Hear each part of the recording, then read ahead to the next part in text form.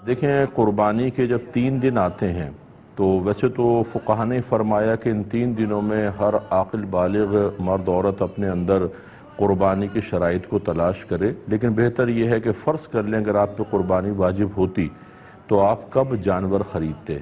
جیسے مثلا آپ کو اندازہ ہو کہ 1 ہفتے پہلے لے آتے یا 3 دن پہلے لے آتے، تو بس اس وقت آپ اپنے اندر یہ شرائط تلاش کیجئے گا۔ گھر کے جس فرد میں یہ شرطیں جمع ہوں گی اس پر عید الاضحیٰ کی قربانی کرنا واجب ہوگا۔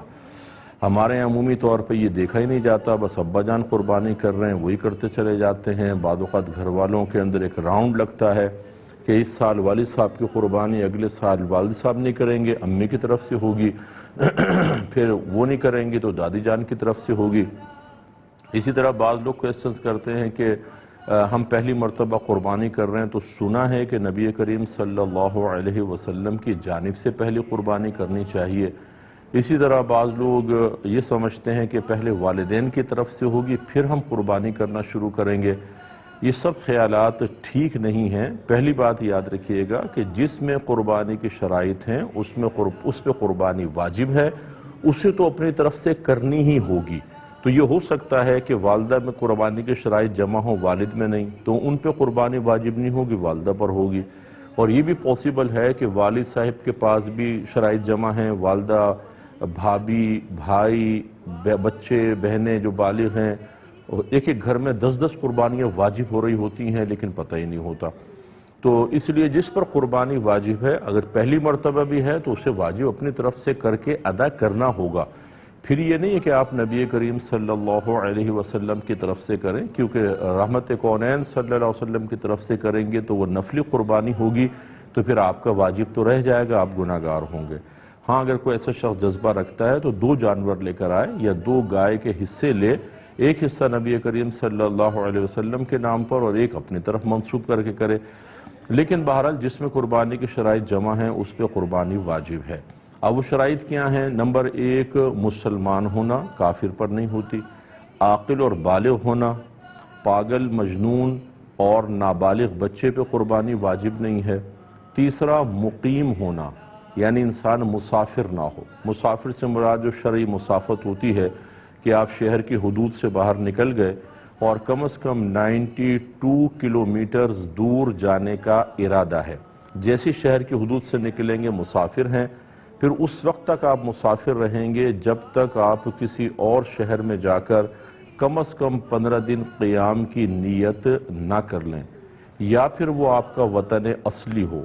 وطن اصلی کہتے ہیں جیسے مثال کے طور پہ جہاں پر آپ پیدا ہوئے اور آپ کا آبائی گھر اب بھی وہاں موجود ہے، ماں باپ ہیں یا آبائی گھر موجود ہے کم از کم، وہ آپ کا وطن اصلی۔ یہ اچھی طرح ذہن میں رکھیے گا کہ قربانی کے 3 دنوں میں اگر آپ کے پاس اتنا مال ہے کہ جس کی مالیت 52.5 تولہ چاندی تک پہنچ جائے اور وہ آپ کی ضرورت سے یا حاجت اصلیہ سے زائد بھی ہو، تو آپ پہ قربانی واجب ہوگی، یعنی یہ قربانی کا نصاب ہے۔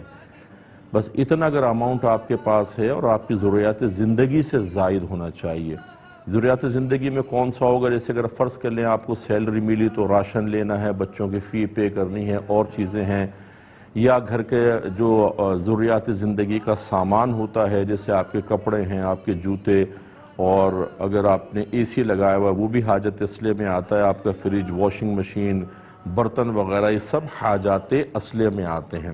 اسی طرح آپ کا ذاتی مکان یہ حاجت اصلیہ میں ہے۔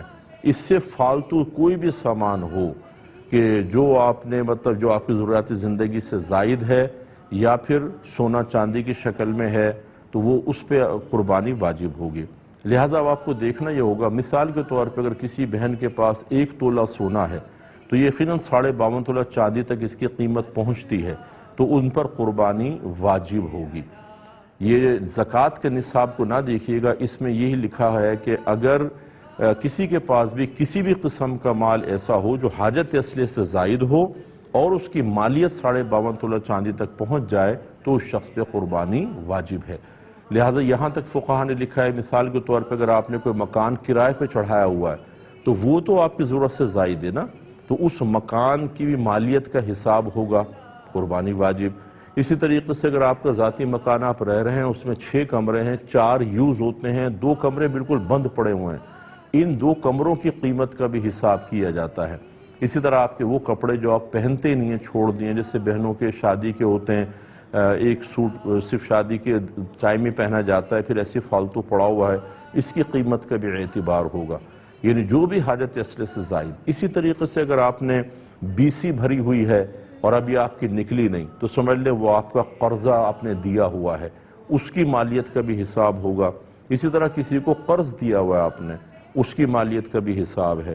تو خلاصہ کلام یہ ہے کہ قربانی کے دن جب قریب آ جائیں تو آپ یوں کریں، جتنا آپ کا سونا ہے اس کی قیمت نکلوا لیں، چاندی کی قیمت نکلوائیں، جتنا کیش روپیہ پڑا ہے وہ بھی، پرائز بانڈ ہوں، شیئرز ہوں، سیونگ سرٹیفکیٹس آپ نے لے کے رکھے ہیں، ان سب کی قیمت اس میں ایڈ کر لیں۔ اس کے علاوہ آپ نے اگر BC دی ہے اور ابھی نکلی نہیں، وہ آپ کا قرض ہے سمجھ لیں، اسے بھی ایڈ کریں۔ کسی کو ویسی قرض دیا ہوا ہے وہ بھی اس میں ایڈ کر لیں اور اس کا ٹوٹل نکال لیں۔ ٹوٹل نکالنے کے بعد پھر آپ یہ ضرور دیکھیے گا کہ کیا اس میں سے کچھ ایسا پیسہ ہے جو مجھے فوری طور پہ گھر میں خرچ کرنا ہو، یا پورے مہینے میں جیسے بجٹ کا ہوتا ہے، آپ یوٹیلیٹی بلز کے لیے اور راشن وغیرہ کے لیے رکھتے ہیں، اسے اس میں سے مائنس کر دیں۔ اس کے علاوہ ہر وہ قرضہ جو اس منتھ میں آپ کو فوری طور پہ ادا کرنا ہے، جسے کوئی انسٹالمنٹ دینی ہے آپ نے، یا کسی کا قرضہ لیا ہوا اور وہ کبھی بھی مطالبہ کر سکتا ہے، ایسا کوئی قرضہ جس کی کوئی میعاد وغیرہ مقرر نہ ہو، اس سب کو بھی اس میں سے مائنس کر دیں۔ اب جو باقی بچے دیکھیں، اگر وہ 52.5 تولہ چاندی کے برابر پہنچ جاتا ہے تو بس پھر ٹھیک ہے، آپ پہ قربانی واجب ہے، ورنہ نہیں ہے۔ سوری۔ اسی طریقے سے آپ نے ان تمام چیزوں کو ایڈ کیا، قرض باہر نکالا، آپ نے کوئی مکان کرائے پہ دیا ہوا ہے، دکان کرائے پر دی ہوئی ہے، یا آپ دکان چلاتے ہیں، وہ دکان آپ کی حاجت اصلیہ سے زائد کے لائے گی، اس کی قیمت ایڈ کریں گے تو قربانی بن